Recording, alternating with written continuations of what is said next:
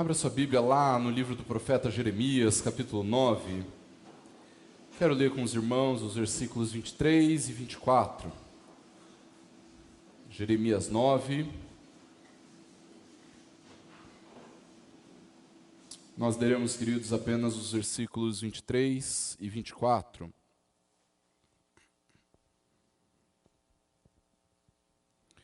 Jeremias, capítulo 9, os versículos 23 e 24. A palavra do Senhor diz assim: assim diz o Senhor, não se glorie o sábio na sua sabedoria, nem o forte na sua força, nem o rico nas suas riquezas. Mas aquele que se gloria, glorie-se nisto, em me conhecer e saber que eu sou o Senhor, e faço misericórdia, juízo e justiça na terra, porque destas coisas me agrado, diz o Senhor. Vamos orar? Deus, em nome de Jesus, Pai, nós louvamos o Teu nome pela Tua palavra.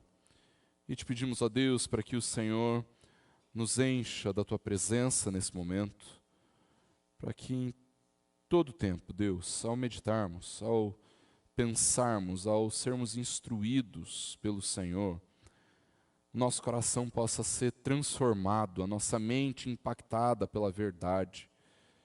E nisso tudo, Deus, que as coisas ao nosso redor, que os relacionamentos ao nosso redor, que as vidas ao nosso redor sejam transformadas pela operação do Teu poder em nós, pela proclamação da Tua palavra.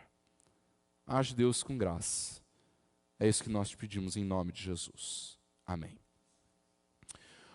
Uma vez, queridos, anos atrás, eu estava num tempo de discipulado, de aconselhamento com um irmão.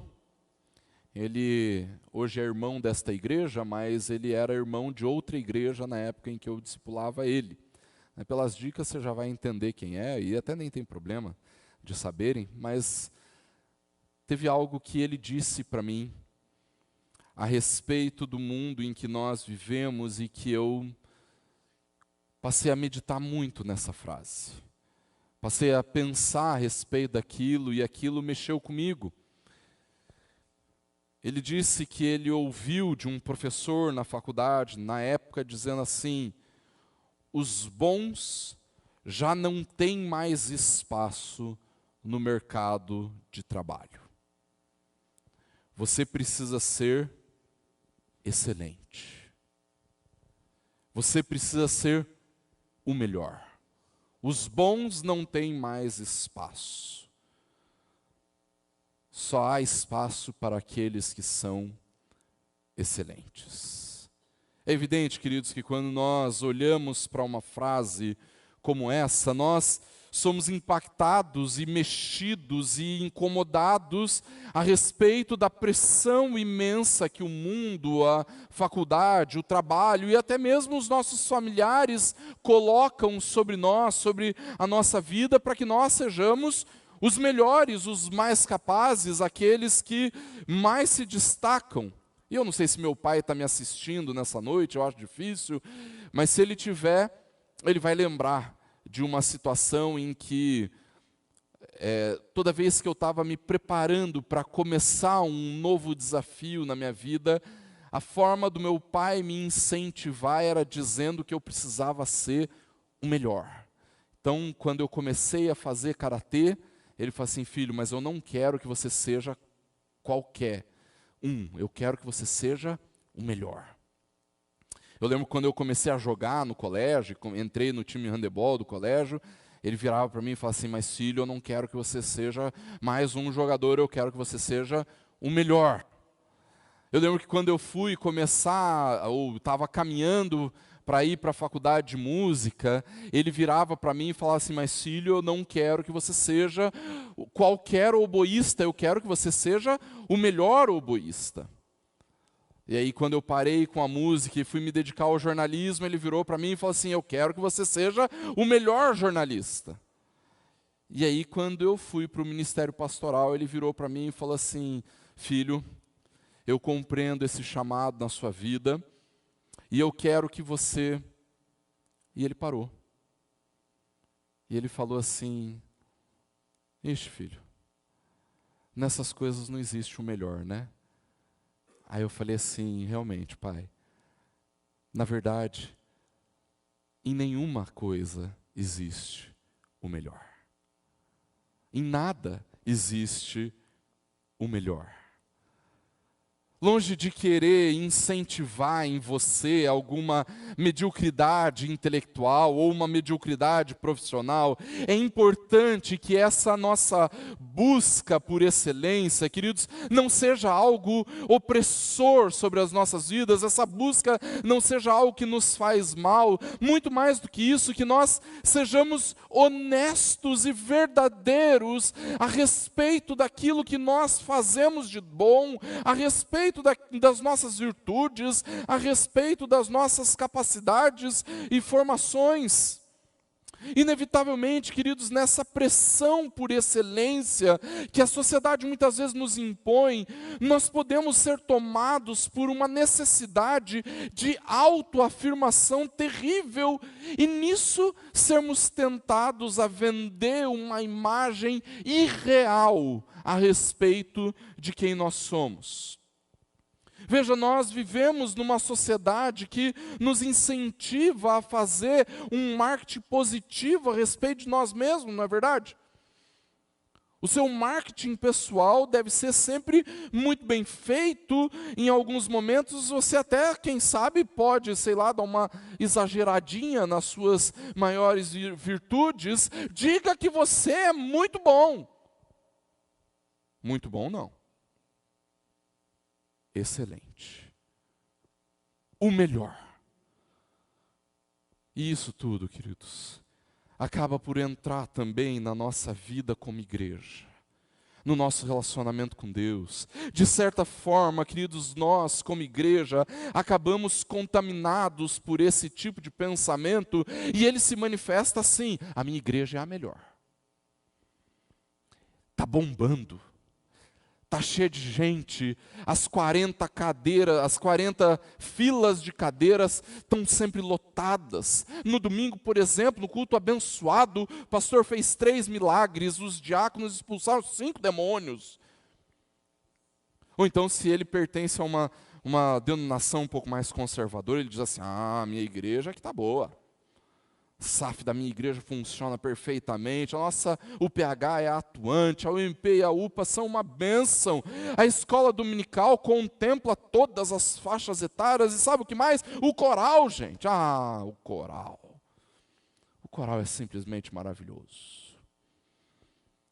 No entanto, irmãos, o que esse texto nos diz é que apesar de todas essas coisas serem muito boas, a nossa glória não está em nenhuma delas.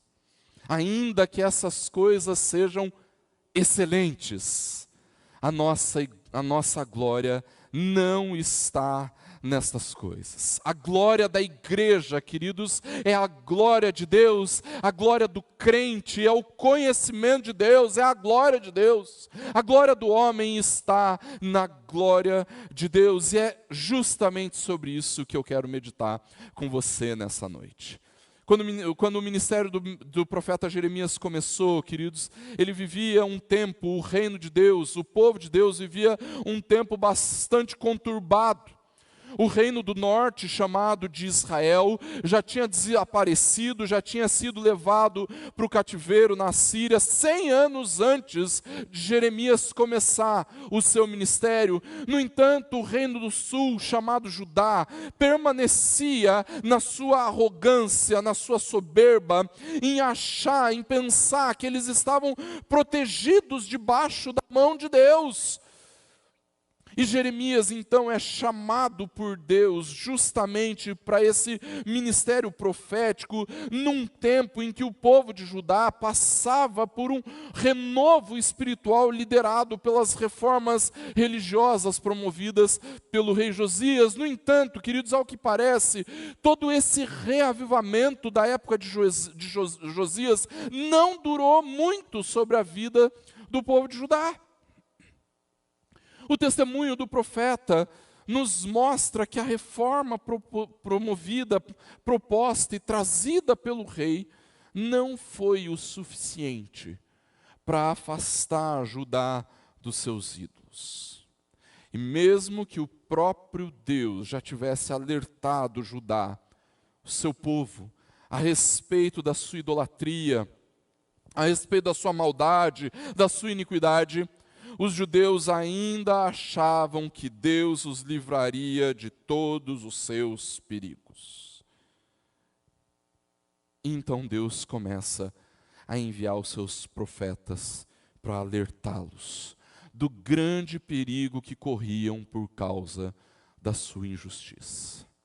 No entanto, a arrogância de Judá era tão grande, queridos, tão grande, que alguns continuavam a achar que mesmo que Deus não os protegesse dos males, mesmo que Deus não os guardasse da guerra e do poderoso império babilônico, ainda assim, eles eram sábios o suficiente para se livrarem das mãos de um povo inimigo. Eles eram fortes, olha para as riquezas do reino, tudo isso será capaz de nos livrarmos. Todas essas coisas podem nos livrar da opressão e da perseguição e da maldade do Império Babilônico. E diante disso, Deus envia Jeremias para alertá-los sobre o grande mal no que eles estavam incorrendo. E assim, queridos, Deus, através de Jeremias, vai nos mostrar que a única glória do homem está no conhecimento da glória de Deus, está no ser glorioso e majestoso de Deus. E essa mensagem, queridos, precisa nos levar à mudança no nosso relacionamento com Deus. Sabe por quê, queridos? Porque, em primeiro lugar, a glória do homem não está nas suas capacidades, ou virtudes, ou qualidades. Entenda, é muito natural, queridos, que nós nos gloriemos nas nossas virtudes, não é verdade? Por incrível que pareça, isso nem sempre vai transparecer com arrogância, mas é possível que, às vezes, isso transpareça assim com uma falsa humildade. Fingindo que não é tanto assim. Olha, muito obrigado pelo seu elogio, mas não é tanto assim, né?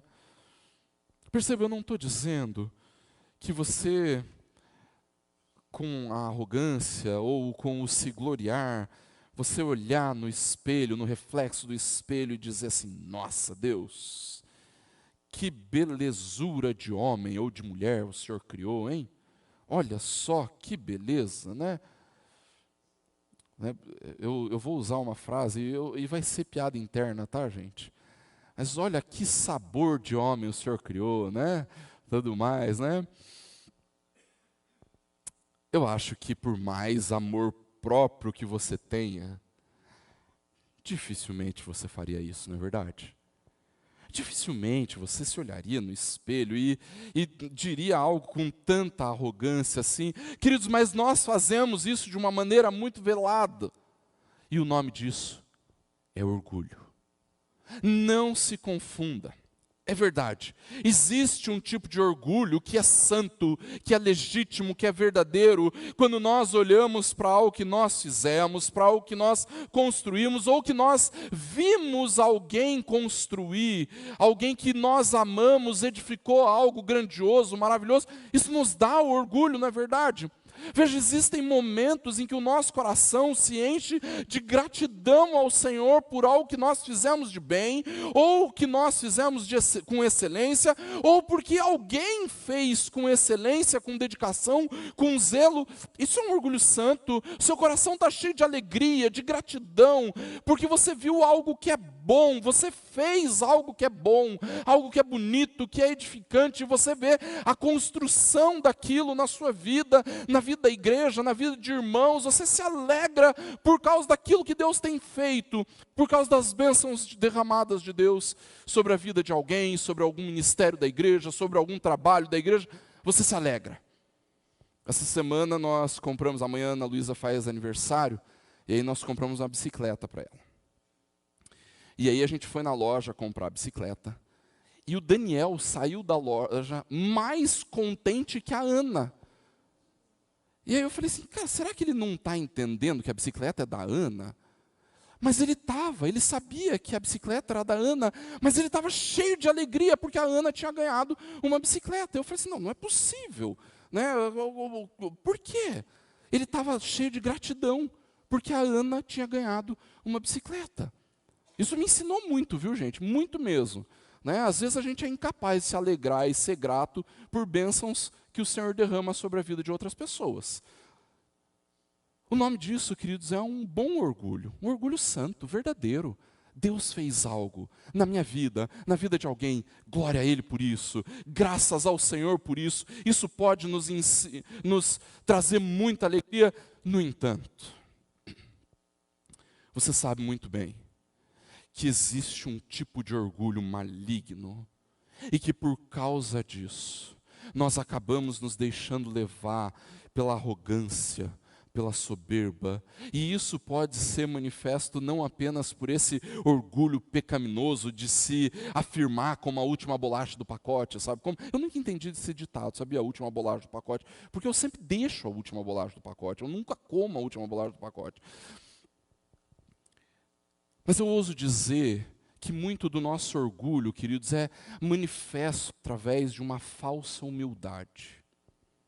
É mais ou menos assim, você não quer se gabar de ser inteligente, ou então por ser bonito, ou por ter mais conhecimento que os outros, ou por pertencer a esta ou àquela igreja, então você não fala nada. Você até nem quer que os outros falem muito das suas qualidades, mas lá no fundo, você acaba cultivando uma satisfação presunçosa no coração. Sabe como? A presunção de se achar mais inteligente, ou então mais bonito, ou então porque você pertence a uma igreja melhor. Queridos, essa forma de se gloriar é ainda pior. Porque quando você faz isso, você ainda se acha mais espiritual que os outros, pensando, mas eu mantenho esses pensamentos no segredo do meu coração, eu não exponho essas coisas, então, ainda que eu seja orgulhoso, eu ainda sou um cara crente, uma mulher crente, eu nem falo o quanto eu sou orgulhoso e o quanto eu me glorio nas minhas coisas, mas perceba, isso na verdade é só uma forma de se gloriar duas vezes. Você se gloria pelas virtudes e pelos seus grandes feitos e ainda se gloria porque você é mais crente que os outros e você não expõe o quanto você é glorioso. Mas veja o que Deus diz.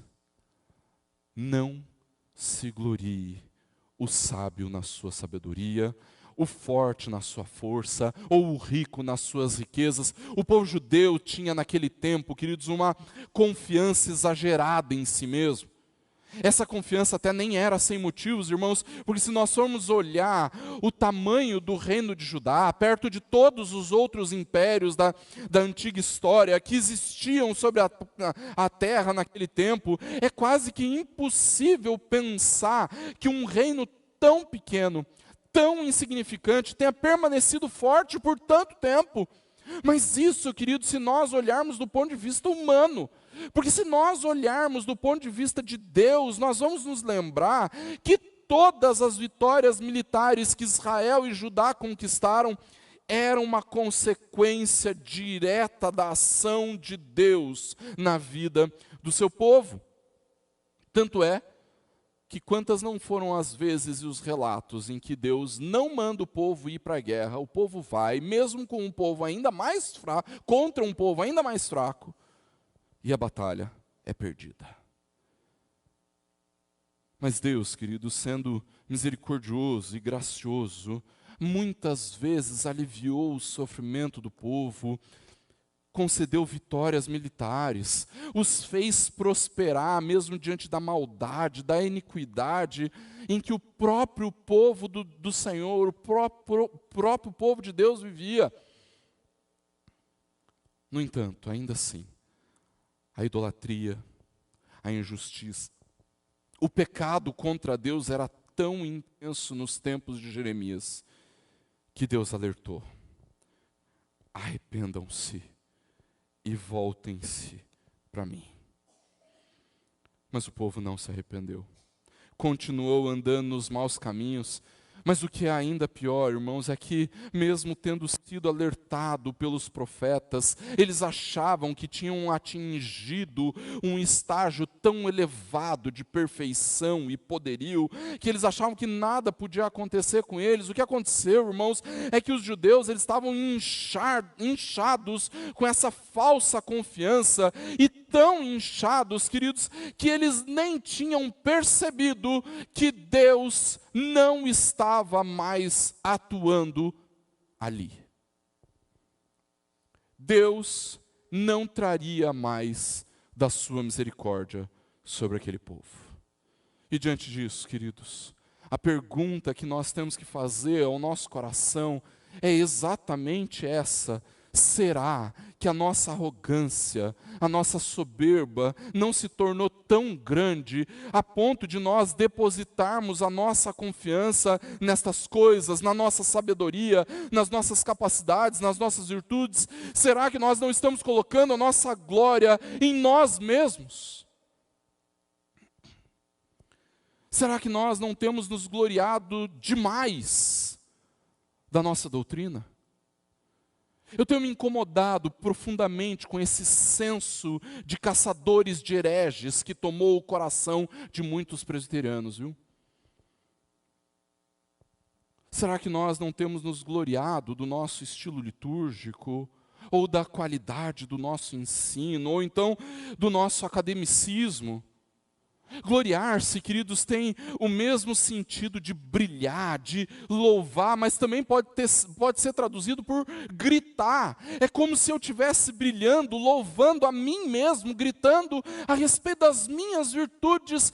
Queridos, Deus está nos alertando a respeito daqueles que enchem o peito para se autoelogiar, para se autolouvar, por causa das suas capacidades, por causa da sua sabedoria, da sua força, da sua riqueza. Perceba, sabedoria, força e riqueza são virtudes, irmãos, é o próprio Deus quem nos abençoa com elas. O problema não é possuir sabedoria, força ou riqueza. O problema é encontrar a sua glória nelas. Entenda, o problema não é a nossa doutrina, ou a nossa liturgia, ou então a nossa teologia. O problema é que nós temos feito dessas coisas a nossa glória. Deus está nos alertando sobre os que estufam o peito para se autoelogiar e jogar um holofote nas suas boas ações, na sua justiça própria, nas suas virtudes. No entanto, queridos, as virtudes que os homens podem apresentar, por melhores que sejam, ainda que não sejam apenas boas virtudes, mas as melhores virtudes, ainda assim, não são a nossa glória. Isso porque, irmãos, todas as virtudes, quando comparadas com a virtude que existe no ser de Deus, são infinitamente menores. Diante da glória do ser de Deus, a sabedoria do homem, a força e a riqueza são tão vazias que elas desaparecem como fumaça. A sabedoria do homem, a força, a riqueza é reduzida a nada diante da majestade de Deus. Existe um vício inato de todos os seres humanos, queridos, de se orgulhar na sua própria excelência. No entanto, irmãos, nós precisamos nos lembrar que a nossa glória não está em nós mesmos. Não está nas nossas virtudes, ou sabedoria, ou força, ou riqueza. E é exatamente por isso que, em segundo lugar, nós devemos lembrar que a glória do homem está em conhecer a Deus. A nossa glória não está na igreja na qual nós pertencemos, ainda que ela possa sim nos conduzir a um bom orgulho, a um orgulho santo. A nossa glória não está na quantidade de bens que nós acumulamos. A nossa glória não está na nossa capacidade intelectual, ou então na força que temos, a nossa glória está no Senhor. Em conhecer o Senhor, conhecer as suas obras, conhecer a sua aliança, o seu reino, essa é a nossa glória. Irmãos, veja o que o versículo 24 nos diz: mas aquele que se gloria, glorie-se nisto, em me conhecer e saber que eu sou o Senhor e faço misericórdia, juízo e justiça na terra, porque destas coisas me agrado. Esses dias, queridos, nós estávamos tomando café da tarde e de repente a Ana vira para mim e me pergunta: pai, você conhece o Neymar? Eu levei um tempo para processar a pergunta, porque eu fiquei pensando assim, o que ela quer saber? Será que ela quer saber se eu sei quem é o Neymar? Ou será que ela quer saber se eu conheço o Neymar assim presencialmente, sabe, com muito prazer, alguma coisa assim? O nosso problema, queridos, é que nós achamos que nós conhecemos o Neymar. Mas sejamos honestos. Nós tão somente sabemos quem é o Neymar. Nós sabemos o seu nome. Nós sabemos até onde ele joga. Mas isso não é conhecer. Saber o nome da pessoa, saber quem é o Neymar, não é conhecer o Neymar. O grande problema, queridos, é que muitos conhecem a Deus da mesma forma como conhecem o Neymar. Conhecer a Deus não é esse conhecer que nós estamos acostumados, queridos. Muitos crentes acham que conhecem a Deus porque conseguiram reunir ao longo dos anos algumas informações a respeito de Deus, porque sabem algumas coisas sobre Deus, porque já ouviram falar sobre alguns dos seus gloriosos feitos. Mas conhecer alguém, irmãos, está relacionado com o tipo de conhecimento profundo, verdadeiro, dedicado que nós temos a respeito da pessoa. É um conhecer zeloso, queridos, é um conhecer dedicado, porque é um conhecer em que você passa tempo conversando, observando, contemplando a pessoa, o caráter, o comportamento, a sua forma de agir. Tem a ver, inclusive, queridos, com uma contemplação de quem a pessoa é. Tem a ver com você gastar horas aproveitando da presença da pessoa. Vocês lembram do ditado? Você não conhece uma pessoa sem ter comido 1 quilo de sal antes com ela? Por quê? Porque ninguém come 1 quilo de sal assim numa refeição única, queridos. Lá em casa, 1 quilo de sal, olha, dura tempo, gente. É um conhecer dedicados, queridos. Tem a ver com você parar por um bom tempo, às vezes, só para admirar a pessoa. É desse tipo de conhecimento de Deus que Jeremias está falando conosco, queridos.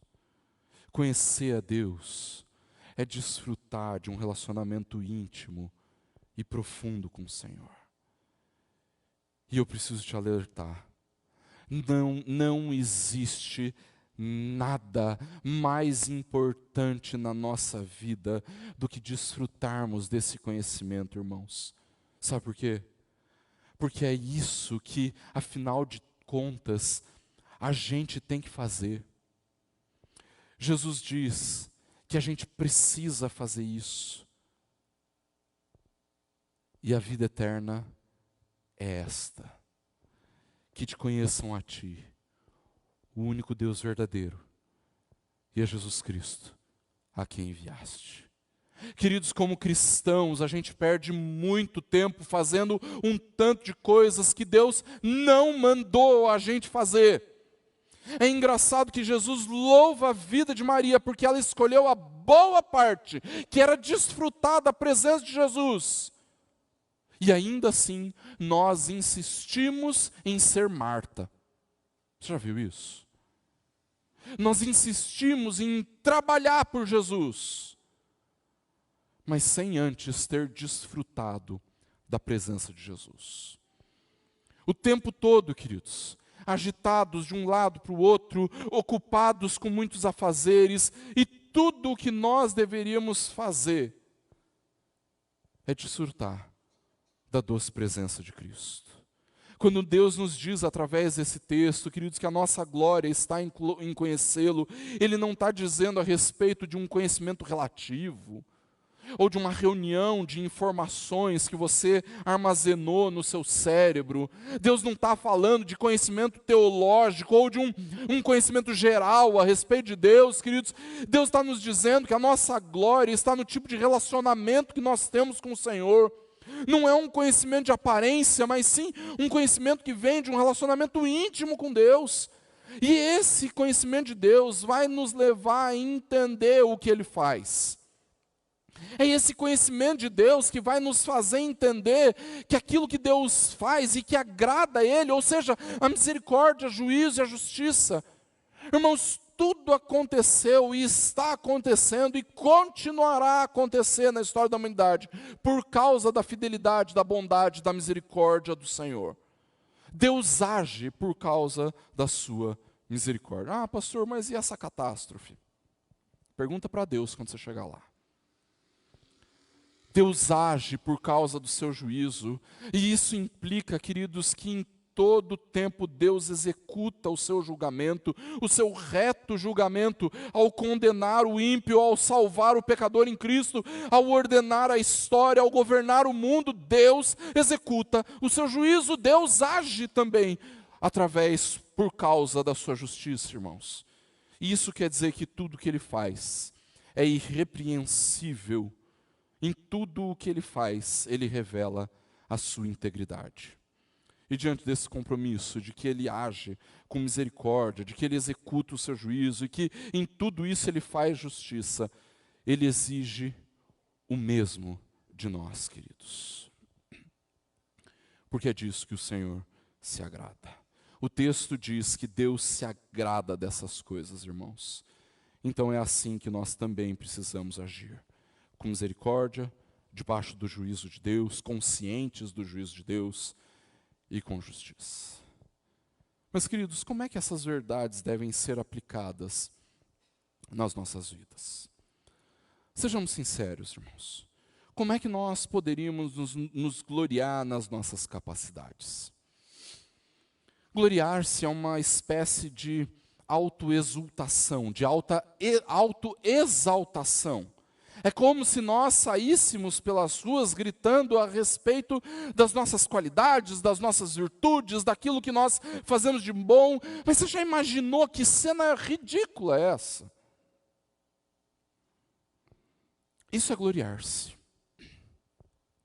No entanto, se a gente não faz isso aos gritos, pela rua, no trabalho, na vizinhança, às vezes, queridos, nós nos comportamos como se a nossa glória estivesse em nós mesmos.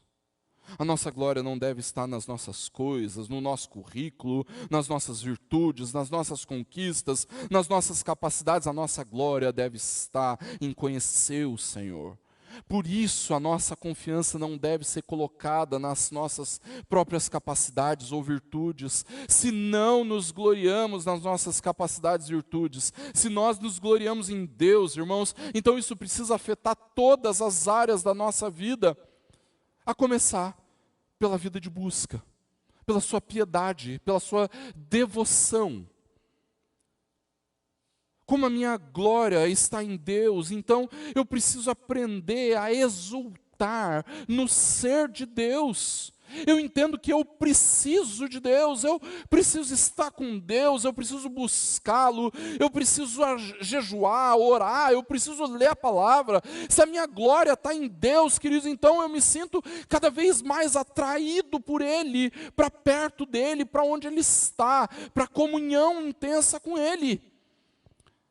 Mas se você ficar se gloriando nas suas capacidades, nas suas habilidades, nas suas virtudes, nas suas conquistas, você nunca vai achar que você precisa de Deus. Quando você tem um problema, você vai apelar para a sua conta bancária, para as suas finanças. Quando você tiver um enfrentamento, então você vai utilizar os seus conhecimentos acadêmicos, a sua sabedoria, Quando você então estiver passando um tempo difícil, então você vai se embebedar nas suas conquistas. Mas desse jeito, você nunca vai aprender a buscar Deus. Você nunca aprende a fazer como a Ana da Bíblia, derramar a sua alma diante de Deus. E quando você estiver vivendo coisas boas, então, você lá no íntimo do seu coração, você vai continuar achando que tudo aquilo aconteceu na sua vida porque você é trabalhador, porque você é inteligente, porque você tem uma boa rede de relacionamentos, que você é influente o suficiente na sua profissão. Você nunca vai aprender a reconhecer que é Deus que tem te abençoado e nunca vai ter um coração agradecido. Mas pior do que tudo, queridos, do que isso tudo, pior do que não derramar a alma diante de Deus, pior do que deixar de cultivar um coração agradecido, é deixar de experimentar do próprio ser de Deus na sua vida. Veja, você tão embriagado de si mesmo, tão cheio de si, você não quer saber de Deus. Você acha que não precisa de Deus. Eu tenho conversado com muitas pessoas, queridos, a respeito disso, sobre a necessidade de viver uma vida devocional consistente, de buscar Deus todos os dias, de ter uma vida de oração, leitura da palavra todos os dias. E o que eu mais ouço, queridos, é: eu não tenho tempo para isso. Eu trabalho, eu estudo, eu cuido da casa, eu faço isso, eu faço aquilo. Eu não tenho tempo. E aí o pastor John Piper disse, certa vez, que as redes sociais foram criadas justamente para tirar de nós a desculpa da falta de tempo. O problema não é a falta de tempo, queridos. Na verdade, irmãos, o grande motivo pelo qual você não busca Deus todos os dias é porque você está cheio de si mesmo. É porque a sua glória está no seu trabalho, no seu currículo, na sua família. A sua glória é o seu ego. É por isso que você não busca, é por isso que você não ora, é por isso que você não tem tempo para viver com Deus, é por isso que você está muito cansado para ler a palavra, porque a sua glória é o seu ego. Eu disse que se nós não nos gloriamos nas nossas capacidades e virtudes, se nós nos gloriarmos em Deus, isso então precisa afetar todas as áreas da nossa vida. Mas existe uma segunda área em que isso é completamente relevante para nós. Você já começou a pensar o motivo pelo qual nós devemos evangelizar? Você já pensou a respeito disso? Se sua resposta começa assim: nós precisamos evangelizar para que a igreja cresça. Se você está pensando, nós precisamos evangelizar para que os pecadores se convertam, para que mais pessoas conheçam Jesus e que o mundo seja um lugar melhor. Se a sua resposta começa por aí, então começa errado. Não existe outro motivo primário para a evangelização, queridos, a não ser a glória de Deus. A conversão do pecador, o crescimento da igreja, a alegria que a salvação traz, nada mais são do que as consequências da manifestação da glória de Deus na sua vida ao evangelizar, na vida do novo convertido ao se arrepender e crer, e na vida da igreja ao provar de crescimento. Quando nós evangelizamos, queridos, nós não estamos falando das nossas capacidades, das nossas virtudes, nós estamos falando das virtudes e das capacidades de Deus. Nós estamos falando do ser de Deus revelado em Cristo. Ninguém deve vir para a nossa igreja a não ser porque tenha sido impactado pela glória de Deus manifesta em Jesus. Se alguém vem ou então é atraído pelas nossas virtudes, pelas nossas capacidades ou pelas qualidades que nós temos como igreja, então é bastante provável que com o passar do tempo, essa pessoa ainda queira as virtudes, as capacidades e as qualidades que a atraíram. E todos nós sabemos que as nossas capacidades, virtudes e qualidades são extremamente instáveis. O que existe hoje pode não mais existir daqui a um ano. O que existiu no passado pode não existir no futuro. E com isso a desilusão, a decepção, a frustração começa a tomar conta dos corações. Mas se a pessoa vem por causa da glória de Deus manifesta em Jesus, e revelada através de nós, nas nossas vidas, então a nossa atração principal não serão as atividades que nós realizamos, os eventos que nós promovemos ou os trabalhos que nós desenvolvemos. Se a nossa atração principal for a glória de Deus manifesta em Jesus, revelada através da nossa vida e da vida da igreja, então nós não estaremos baseando o crescimento da igreja em algo instável, em algo inconstante, porque o próprio Deus, que não muda, não existe sombra de mudança, é o motivo pelo qual as pessoas permanecem aqui, porque foram impactadas pela glória de Deus, porque se gloriam apenas em Deus. A glória do evangelismo, queridos, é o conhecimento de Deus. A glória da igreja é o conhecimento de Deus. A minha, a sua glória é o conhecimento de Deus. Que assim, queridos, nós possamos ser impactados e abençoados por essa verdade. Que Deus nos abençoe. Feche seus olhos, abaixe sua cabeça, nós vamos orar. E nesse momento, queridos, nós já oramos nos preparando para a ceia do Senhor.